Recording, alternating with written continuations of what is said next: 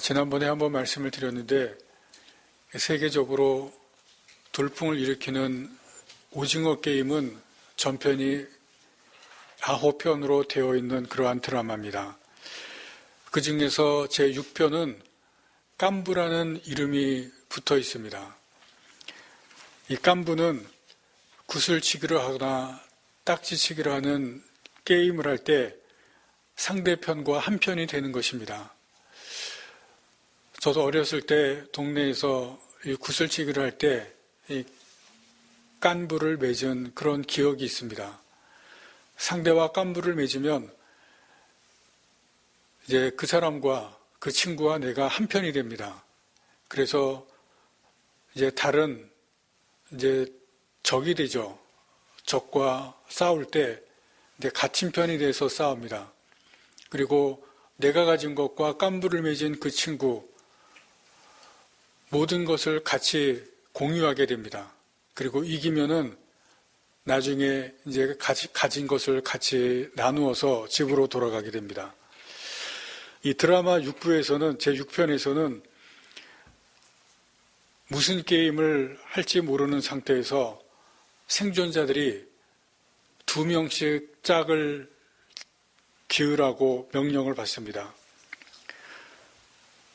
사람들이 이제 2사람씩 짝을 찾게 됩니다. 서로 힘을 합쳐서 2사람씩 다른 사람들과 싸우기 위해서 서로 자기와 마음을 맞는 사람들을 찾아 나섭니다. 2씩 짝을 이루자 각자에게 10개의 구슬을 나누어 줍니다. 그리고 게임을 시작하라고 합니다.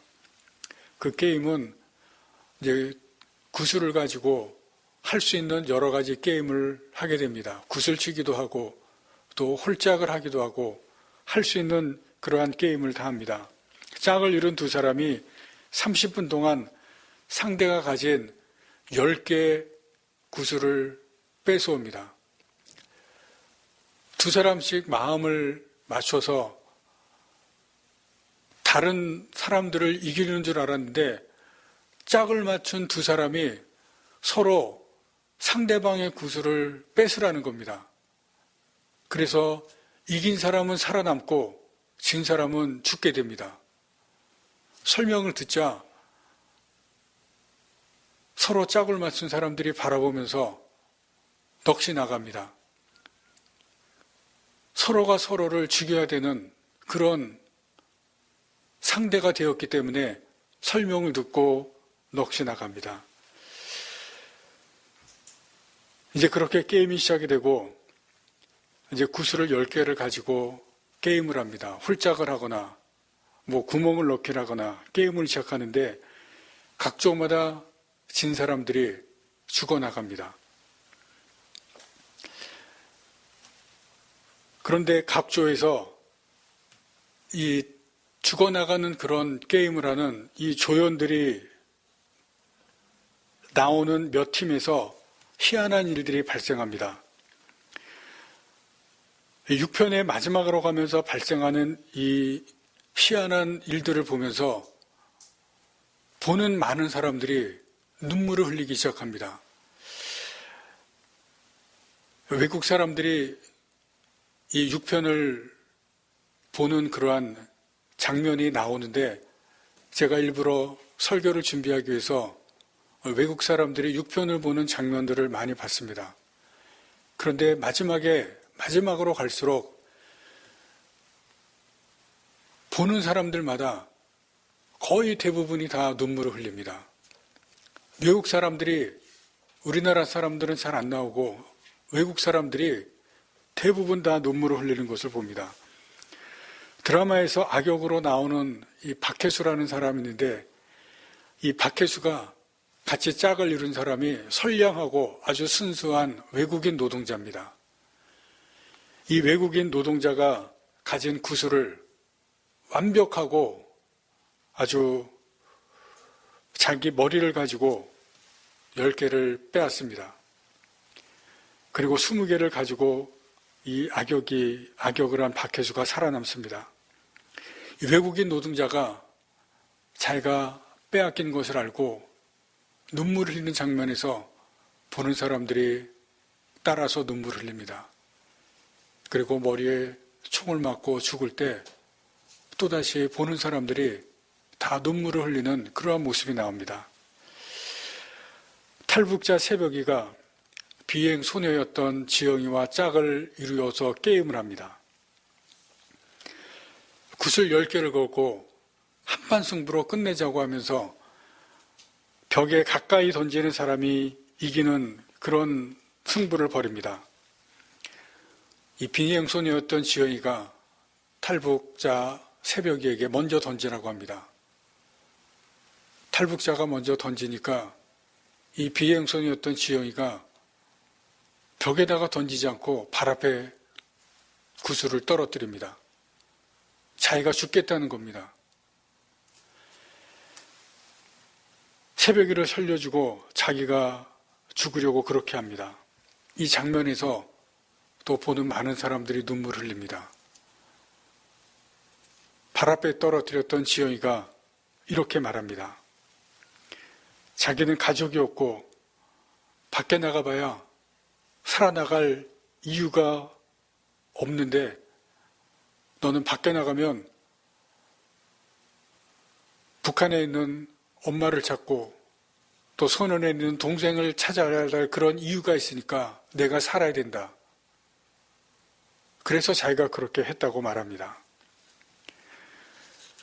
그리고 마지막에 자기와 함께 친구가 되어줘서 고맙다고 하면서 죽습니다. 또다시 사람들이 눈물을 흘립니다. 할아버지와 주인공 이정재가 짝이 되어서 게임을 했습니다.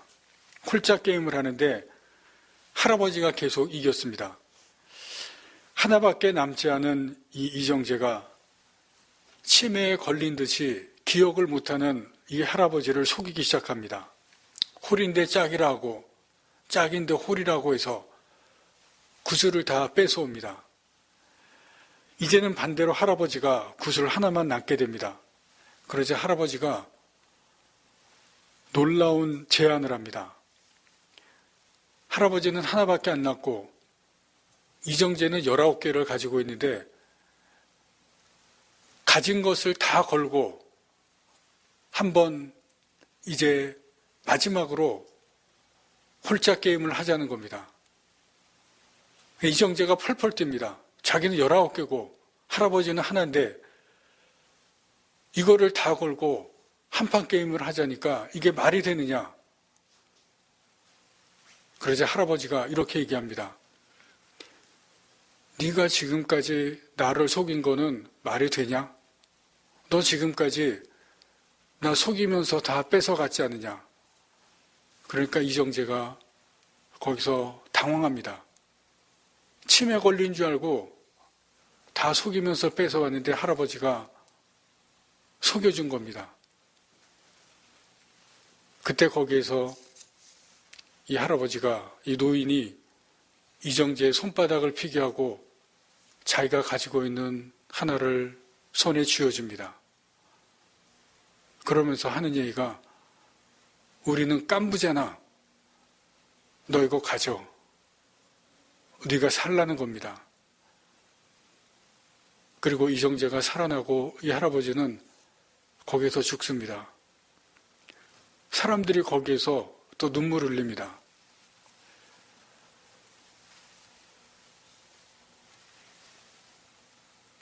육편 깐부는 전체 9편 중에서 많은 사람들과 평론가들이 최고의 편이라고 극찬을 한 그러한 부에 해당이 됩니다. 오징어 게임은 상대를 죽여야만 살아남는 그러한 데스게임입니다. 그 가운데서 다른 사람을 위한 희생이 나옵니다. 죽음의 경쟁에서 자기 희생이 그려집니다. 내가 죽음으로 남을 살리는 그러한 위대함이 있습니다. 이 자기 희생에 세계 많은 사람들이 감동하고 눈물을 흘립니다. 오늘 본문에는 하나님의 사랑에 대해서 말씀합니다. 1절부터 7절까지는 하나님께서 죄를 지은 이스라엘에 대해서 심판하시고 너희가 멸망을 당하고 포로가 될 것이라고 심판하시지만 그러나 8절부터는 분위기가 완전히 다릅니다. 하나님의 사랑이 나옵니다. 하나님께서 이스라엘 백성들을 사랑하실 것을 분명히 말씀하시는 것이 8절부터 11절까지 나옵니다. 그런데 하나님의 사랑은 세상을 울리고 세상을 감동시킨 조금 전에 말씀드린 오징어 게임의 깐부와는 다릅니다. 호세아서에서 나오는 이 하나님의 사랑이 무엇인지 우리가 함께 살펴보도록 하겠습니다. 이 하나님의 사랑은 첫 번째는 정의가 있는 사랑입니다. 세상에서 말하는 이 사랑 중에서 여러분 무서운 것 중에 하나가 무엇이냐면 무관심입니다. 사랑은 하는데 관심이 없는 것, 여러분 이것은 정말 무서운 겁니다. 무관심이 무엇입니까? 어떤 일을 하든지 상관하지 않은 겁니다. 저 사람이 무엇을 하든지 신경 쓰지 않는 것이 무관심입니다. 아무 관계가 없다면 상관이 없는데 관계가 있고 사랑하는 관계라고 하는데 거기에 신경을 쓰지 않고 관심을 두지 않는 것, 여러분 이것이 얼마나 무서운지 모릅니다.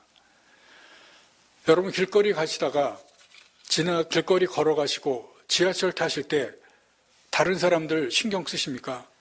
신경 쓰지 않습니다. 그 사람들이 무슨 일을 하든지 아무런 관심을 보이지 않습니다. 왜냐하면 나와 관계가 없기 때문에 그렇습니다.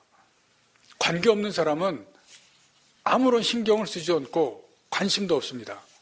그런데 나와 관계 있는 사람, 내가 사랑하는 사람, 사랑해야만 하는 사람에게 관심이 없는 것, 아무런 신경 쓰지 않는 것, 여러분 이것은 무서운 겁니다. 사랑하는 관계에서, 사랑해야 될 관계에서 관심이 없는 것, 무관심, 이것은 정말 무서운 겁니다. 사랑에서 또 하나 무서운 것은 무통제입니다. 통제가 없는 것. 하고 싶은 대로 하게 하는 것, 이것을 사랑이라고 생각하는 사람들이 많습니다. 부모들 중에서 자녀에게 너 하고 싶은 대로 해, 그렇게 하게 하는 부모들이 가끔 있습니다. 통제하지 않는 것, 그것이 사랑이라고 생각합니다. 세계 각 나라가 전통과 관습이 있었고 그것이 나라의 질서를 잡았었습니다. 그런데 어느 순간 각 나라의 관습과 질서가 깨어지기 시작했습니다. 소위 진보주의가 점점 세력이 커지면서 전통과 권위를 타파하기 시작했습니다. 자유와 인권과 휴머니즘을 주장하면서 그 전에 세워졌던 질서들이 무너져 내렸습니다. 그 결과 사회의 통제 기능이 점점 상실되었습니다. 사람들이 내 인생은 나의 것이고 내가 하고 싶은 대로 하겠다, 그렇게 살았습니다.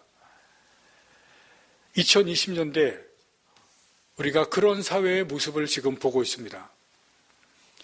그런데 하고 싶은 것을 하라고 내버려 두고 통제를 잃을 때 사람들은 책임을 지지 않고 방종하게 됩니다. 자유라고 하는 것은 자기를 책임져야 하고 거기에는 훈련이 필요합니다.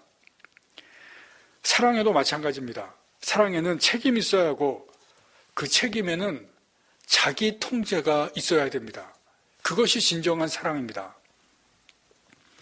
하나님께서는 그것을 분명히 아셨습니다. 그래서 하나님께서 하신 것이 있습니다. 성경을 보시면 그것을 분명히 알 수 있습니다. 하나님께서 사람을 사랑하신다고 해서 우리에게 자유의지를 주셨지만 그것을 가지고 마음대로 하라고, 마음대로 살라고 하시지 않았습니다. 하나님께서 사랑을 사랑하셔서 하신 것이 무엇인지 우리가 분명히 알 수 있는 것이 있습니다. 하나님께서 하신 것이 무엇이냐면 말씀을 주셨고 그리고 주신 말씀대로 지켜 행하라고 하십니다. 성경을 보시면 우리가 그것을 분명히 알 수가 있습니다. 우리 인간에게 자유를 주셨지만 하고 싶은 대로 다 하게 하신 것이 아닙니다. 하나님의 백성들, 하나님의 자녀들을 사랑하시기 때문에 하나님께서 말씀을 주시고 훈련하게 하시고 말씀을 주시고 통제하십니다. 구약시대에는 그것이 율법이었고 신약시대에는 하나님의 말씀인 성경입니다. 하나님 세우신 말씀의 질서, 하나님의 세우신 올바름의 질서, 그 질서대로 살라고 하신 것입니다. 그것을 깨뜨리는 것이 무엇이냐면 죄입니다.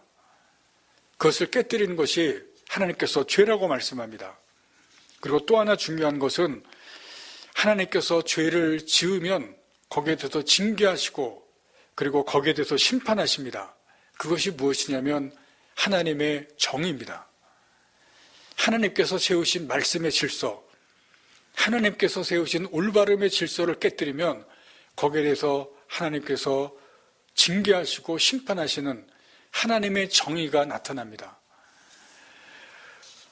회초리와 벌, 잘못에 대해서 회초리를 때리고 벌을 내리는 것은 사랑의 또 다른 표현입니다. 사랑이 없다면 벌도 없고 징계도 없습니다. 왜냐하면 무관심하기 때문에 그렇습니다. 여러분 자녀들 어릴 때 자녀들이 잘못하면 매를 들고 그리고 때리기도 합니다. 혼을 냅니다. 자녀들을 사랑하기 때문에 그렇습니다. 그리고 자녀들이 나이가 들면 충고하고 조언을 합니다. 아내와 남편들, 여러분 잘못한 것에 대해서 쓴소리를 합니다. 사랑하기 때문에 다른 사람들이 하지 못하는 말을 하는 것입니다. 마찬가지로 하나님께서 우리가 짓는 심각한 죄에 대해서 징계하시는 것은 사랑하시기 때문에 그렇습니다.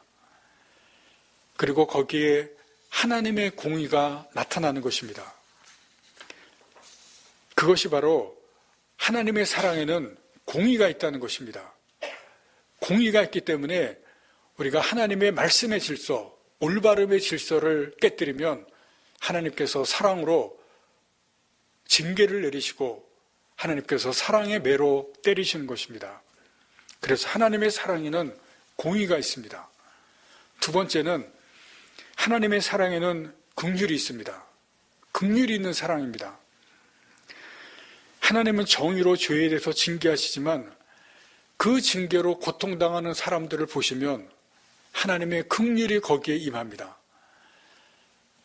징계로만 끝나고 심판으로만 끝나지는 않는다는 것입니다. 하나님께 긍휼이 있다는 것을 오늘 본문에서 말씀합니다. 1절에서부터 7절까지는 하나님의 정의를 말씀합니다. 그러나 8절에 보시면 하나님의 긍휼이 나옵니다. 8절 말씀을 보시겠습니다.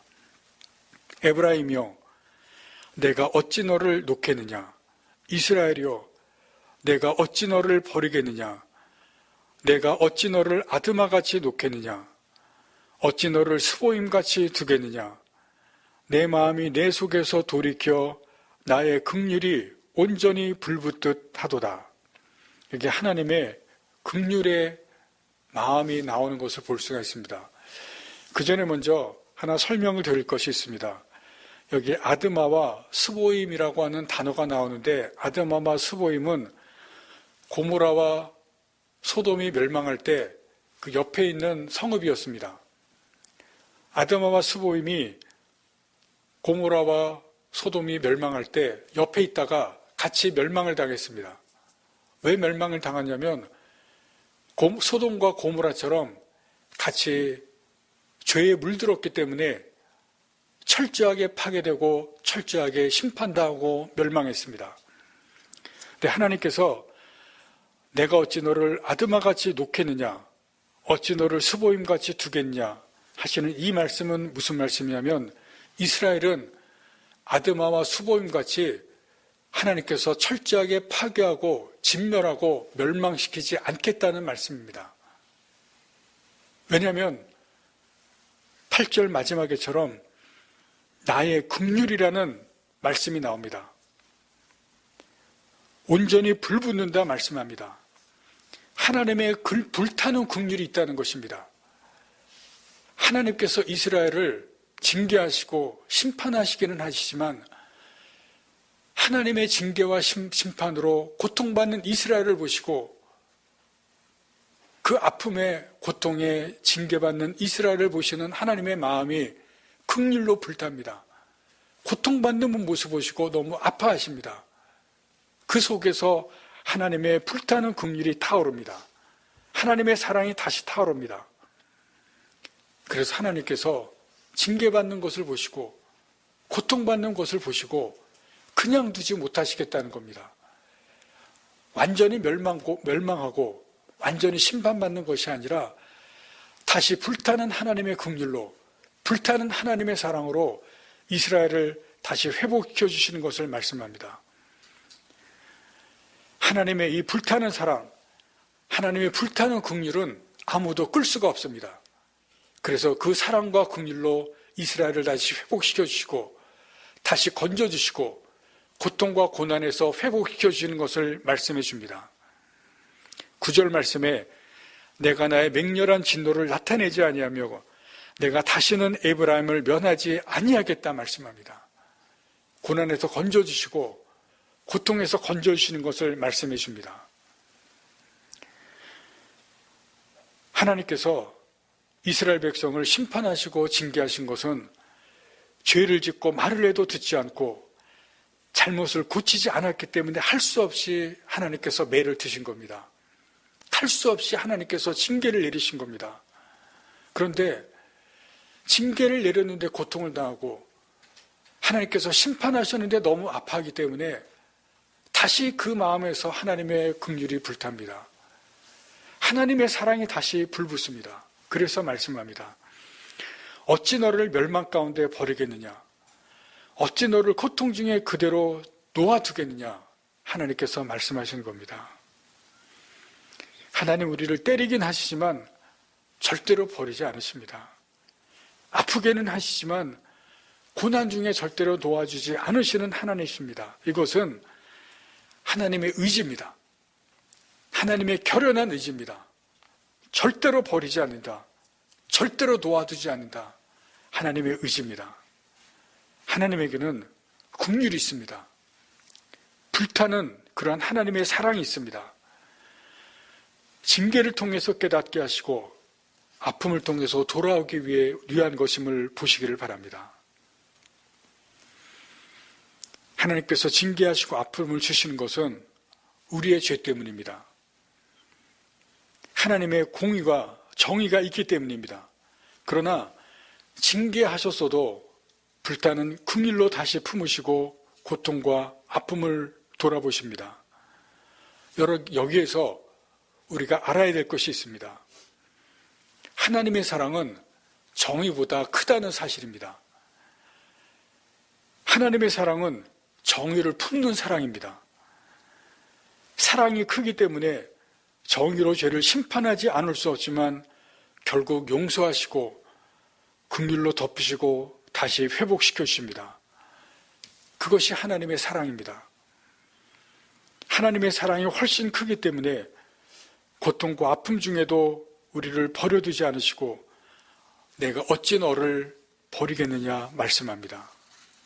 세 번째로 하나님의 사랑은 사람의 사랑과 다릅니다.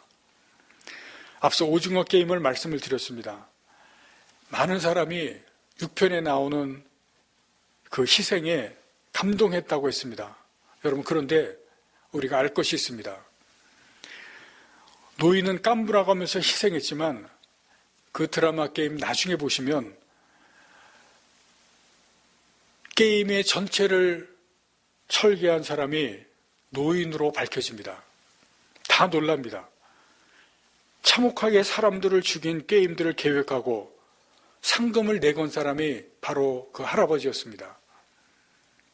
노인의 희생이 진짜 희생이 아니었습니다.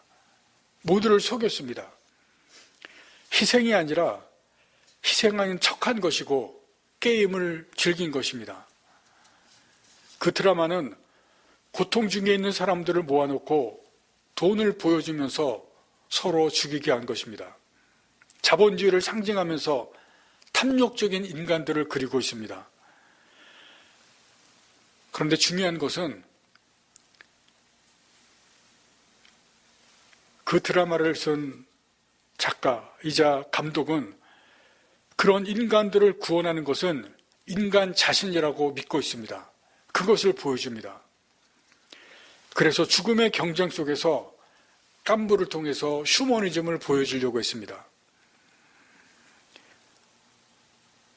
인간의 구원은 인간 자신입니다. 주인공이 게임을 우승하고 일상으로 돌아올 때 전도자 앞에 놓여집니다. 예수 천당을 들고 있는 사람 앞에서 주인공이 풀려납니다. 감독은 복음, 예수, 교회가 인간을 구원하는데 아무 소용이 없다고 조롱합니다. 사람만이 사람을 구원한다고 믿고 인간의 사랑과 휴머니즘을 강조합니다. 그러나 하나님의 사랑과 사람의 사랑은 다릅니다. 9절 말씀을 보시겠습니다. 내가 나의 맹렬한 진노를 나타내지 아니하며 내가 다시는 에브라임을 멸하지 아니하리니 이는 내가 하나님이요 사람이 아님이라. 하나님 분명히 말씀합니다. 나는 하나님이고 사람이 아니다. 하나님의 사랑은 사람의 사랑과 다르다. 그것을 동시에 말씀하시는 것입니다. 여러분, 하나님은 죄인을 찾으시고 죄인에게 오십니다. 우리가 보고 있는 이 호세아서, 이 구약, 여기에는 하나님의 사랑보다는 정의가 많이 나타납니다. 많이 나옵니다. 죄에 대한 이야기를 많이 이야기하고 또 죄에 대한 우리가 보는 것처럼 심판이 많이 나오고 징벌에 대한 이야기, 이것이 구약에 많이 나옵니다. 하나님의 사랑도 나타나기는 하지만 사랑보다는 정의, 죄, 심판, 이것이 구약에 나타납니다. 많이 나타납니다. 그러나 신약은 하나님의 사랑이 더 많이 나옵니다. 예수님을 하나님께서 누구에게 보내셨습니까? 죄인에게 보내셨습니다. 마가복음 2장 17절에서 예수님께서 말씀합니다. 의사는 건강한 자가 아니라 죄인에게 필요하다. 나는 의인이 아니라 죄인을 부르러 왔다. 예수님은 죄인을 찾으러 오셨습니다. 죄인에게 오신 것입니다. 이스라엘 백성들은 죄를 지으셨지만 하나님께서 버리지 않으셨습니다. 너무 많은 죄를 지어서 채찍으로 때리기는 하시지만 말씀드린 것처럼 고통을 보시고 불타는 긍휼이 끌어오시고 불타는 사랑으로 다시 회복해 주십니다. 호세아서는 그런 하나님의 사랑을 호세아가 자신의 결혼 생활을 통해서 보여줍니다. 매춘하는 음란한 여자, 자기 아내로 삼고 결혼하고 자녀까지 낳는데 그 아내가 다른 남자를 찾아서 다시 떠나고 음란을 합니다. 다시 찾아오고 또다시 다른 남자를 찾아가는데 또다시 찾아옵니다. 하나님의 사랑을 보여주는 것입니다. 죄 짓는 이스라엘을 향한 하나님의 사랑입니다. 예수님께서 우리에게 오신 것은 우리가 죄인 되었을 때고 죄인이었기 때문입니다. 우리가 또 죄를 지었어도 어찌 버리겠느냐 말씀하십니다.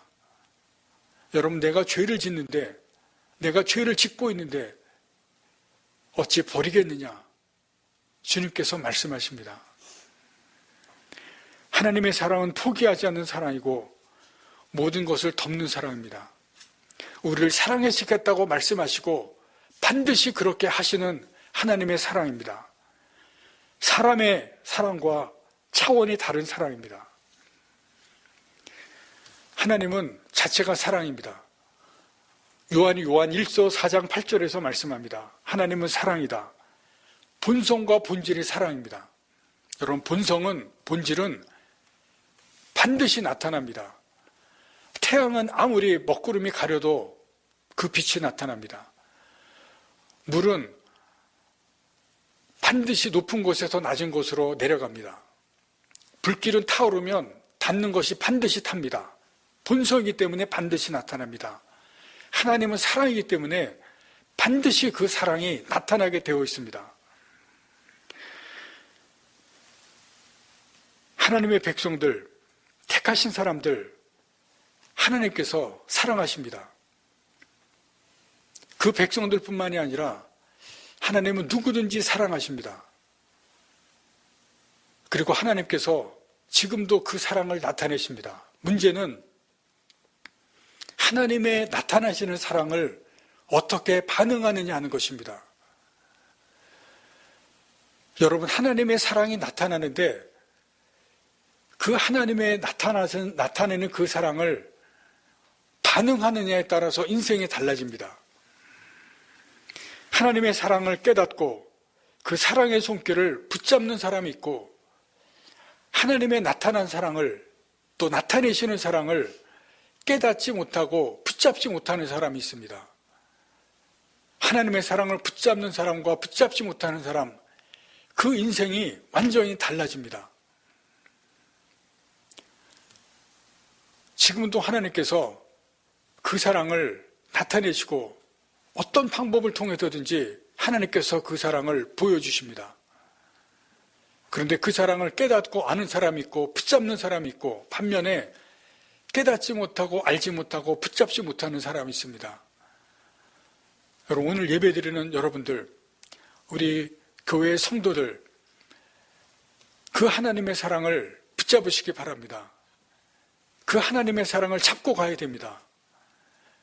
그 하나님의 사랑을 붙잡아야, 우리가 죄를 짓지만 그 하나님의 사랑을 붙잡아야 우리의 인생이 달라지고 하나님의 사랑이 우리에게 나타나고 그 하나님의 사랑을 깨닫고 이 땅을 살아가게 됩니다.